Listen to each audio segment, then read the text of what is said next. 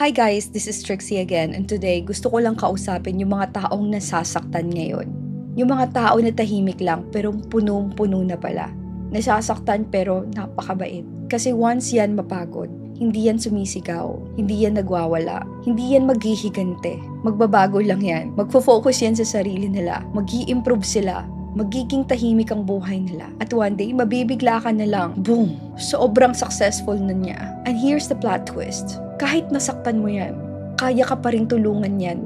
Kahit sa lahat ng ginawa mo sa kanya, meron pa rin siyang space sa puso niya para maging mabuti. Hindi nagtatanim ng sama ng loob. Pero ito ha, wag mo nang i-take advantage. Hindi lahat ng mabait forever natatanggapin ng sakit.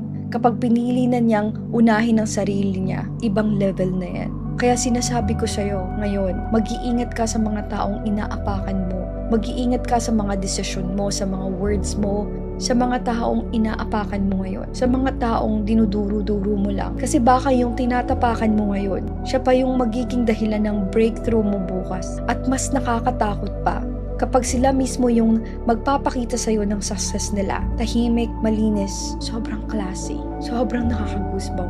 Remember this, hurting people don't stay hurting forever. They heal, they glow up, they level up, and when they rise with grace. Kaya kung ikaw yung taong nasasaktan ngayon, focus ka lang.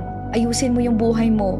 Your success will be your softest revenge. Ayusin mo yung buhay mo. Focus ka sa sarili mo. Kung iniwan ka man, kung minamaltrato ka man, kung dinuduro-duro ka lang ng boss mo, kung hindi ka tinitreat ng tao sa paligid mo ng tama, ayusin mo buhay mo. Focus ka sa sarili mo. Your success will be your softest revenge and your loudest testimony.